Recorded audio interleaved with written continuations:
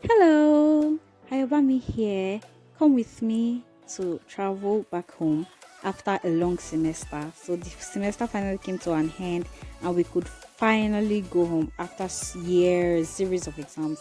So yeah, this is my roommate who helped me carry. She carried my load with me to get a bike. I took a bike to the garage or to the park, and here we were negotiating with the bike man. And yeah, finally I got on the bike and we started going.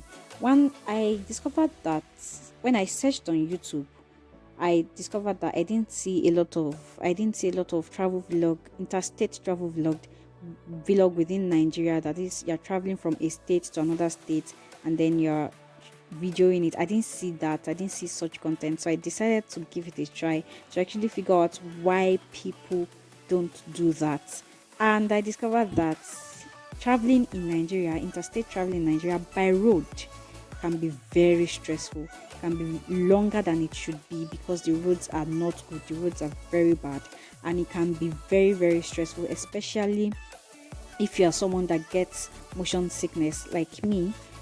Most times when I'm traveling, I don't eat, and at this on this particular day, I didn't actually eat to the um to the park, and this was in the afternoon, Sunday afternoon, and I have not taken anything. Sunday afternoon, I got to the garage and the bus I was supposed to take was already filled up, so they told me to wait for another one, to wait for the next turn. That's the way they call this. Then the next turn finally came, and this man was trying to ask me to get perfume for my man as if I have one. So you that aside, when you get to the garage in Nigeria, most people come and they just tell you to patronize them and all of that. So we finally set out here, and I'm sorry guys, I could not video people's faces because I don't want anybody asking me why I'm videoing them without their consent. So I just left it like that. So back to my short story. I don't eat before I travel so as to avoid all forms of embarrassment. I mean, if I eat, there's a high tendency that I'm going to throw up. So on this particular day, I just took Sprite. I just took soda. Let me put it that way. I just took soda and we started out. This was not even a bus. This was not a public. It was not a big bus. It was just a Sienna. And the way they pack people to sit down in when you're traveling by road in Nigeria is not favorable at all, considering the truth that the roads are not bad.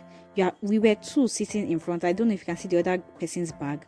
We were two sitting in front of a Sienna car, and there were like four people sitting at the back. Actually, eight, because there are like two rows of seats, two columns of seats. Eight people. That's four per seats and all of that. So it's more like they reached us into the car and we were just choked up.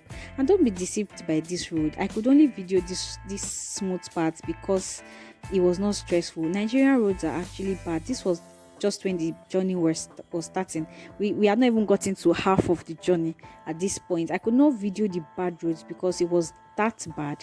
I could not hold up my camera at that point. Say if I was already trying to hold myself not to vomit because I was so tired, I was so stressed, I was having headache. The road is that bad. Like, it's the road that actually causes all these symptoms. It's not like there's anything. If the road was good and we were not sandwiched in the vehicle, trust me, everything will go smoothly. Traveling is not that bad. But if you're traveling in Nigeria with the way Nigerian roads are and you're taking a public transport, trust me guys, it might not be a very favorable condition. So if you see a Nigerian out there today, greet them, dash them money. That's by the way. But really, traveling is such a nice thing only if the conditions are very favorable. Most traveling conditions in Nigeria by road, by public transport is not favorable. One very interesting thing that now happened. I don't know if you can see the reason why the camera was shaking in this place is because of the large portals we were just entering. We were just going from one portal to another. Now back to the interesting thing that happens when you are traveling in Nigeria. You get to a lot of checkpoints and a lot of people check you. I finally got home and I was so tired, guys. See how stressed out I looked. I was just ranting. More detailed video about what it feels like to travel by road in Nigeria is going to be coming up very soon. But pending that time, stay safe and anticipate and digest this. Have a nice day, guys. I love you. Bye.